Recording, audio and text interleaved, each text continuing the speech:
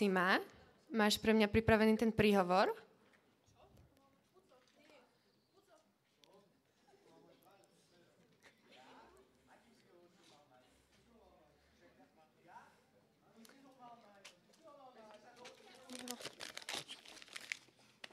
Dobre, ešte, že som na všetko zase myslel ja. Takže, vážený pán riaditeľ, pani zástupkyňa, vážený pedagogický zbor, nepedagogickí zamestnanci školy, milí študenti. Dnes sme sa tu zišli, aby sme ukončili naše pôsobenie na tejto škole. Áno, táto klišé veta až trošku bolí. My som chcel srdečne pozdraviť pani profesorku Posluchovú, máme vás radi. Ale povedzme si úprimne, je zázrak, že sme sem dnes vôbec všetci prišli. Či je to aj naša Angelika? Super, dobre, sme všetci. Kde som to skončil? Je zázrak, že sme tu všetci. No, takže na úvod by som sa chcel poďakovať vám, naši páni profesori a naše pani profesorky, za všetko, čo ste nám dali. A nemyslím tým len strach z filozofie, fyziológie rastlín alebo analytickej geometrie. Sú to síce oblasti, ktoré potrápili nejedného, ale my sme sa im hrdo postavili čelom. Veľké ďakujem vám ale patrí za vašu trpezlivosť a vytrvalosť, s ktorou ste chodili na hodiny do našej triedy, hoci ste nemali zaručené, že to bude mať nejaký efekt. Mnohokrát ste možno mali pocit, že to naozaj nemá význam, ale to ste sa mýlili. Dôkazom toho sú naši chlapci, nemčinári.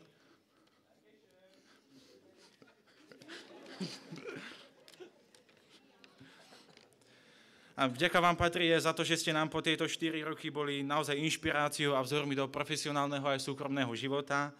Vychovali ste z nás ohľaduplných, sebavedomých, cieľavedomých ľudí, schopných kritického myslenia. S plnou vážnosťou by som chcel povedať, že pod vašimi rokami sa z nás bez pochyby stala tá práva elita národa, smerujúca náš štát k svetlej budúcnosti. Vážime si všetok čas, ktorý ste nám obetovali a plne si uvedomujeme zodpovednosť, ktorá tkví na našich pleciach. Veríme, že vám dokážeme, že to nebolo márne. A ešte by som nakrátko raz prerušil náš krásny príhovor a chceli by sme vzdať hold najvýznamnejšej osobnosti učebnice estetiky prvého ročníka a poprieť vám taký krásny umelecký zážitok z nášho obľúbeného diela. Aj zde leží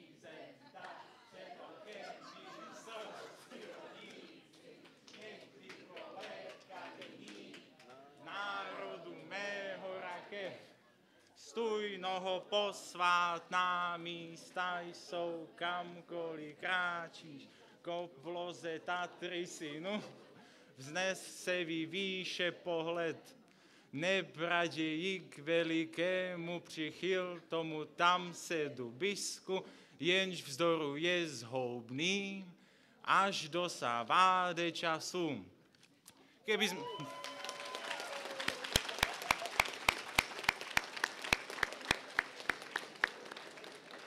Keby nám naše gymnázium nedalo nič iné, minimálne Ján Kolár a Slavicera ostávajú navždy hlboko v našich srdciach. Nikdy na vás nezabudneme, máme vás radi. No a v neposlednom rade by som sa prehovoril aj vám, milí študenti, priatelia a spolubojovníci na tejto ceste ťažkých skúšok. Opäť to bude znieť ako tradičné klíše, ale to myslené úprimne z môjho kamenného srdíčka. Užívajte si každý moment na našom gymnáziu, naozaj využívajte každú možnosť tráviť čas spolu, ktorá vám táto škola dá. Možno vás ani až tak neťahá aj ten venček, alebo vás otravuje príprava Stužkovej, ale užite si to naplno, robte to všetko ako kolektív, budete ľutovať, ak túto príležitosť premrháte. K tomu patria aj tradičné koncoročné chatičky, k tomu by sme vám radi dali náš srdečný darček. Neviem, či sa tu niekde nachádza v dohľade. Čiže poprosíme prvú B, prihláste sa, zakývajte nám. Dostanete od nás našu krásnu, rýchlovernú kadmicu, ktorú sme my nosili na naše chatičky. Veríme, že ju oceníte, keď si nad ránom uveríte po vlastnú slepačú vifonku. Nás nieraz zachránila.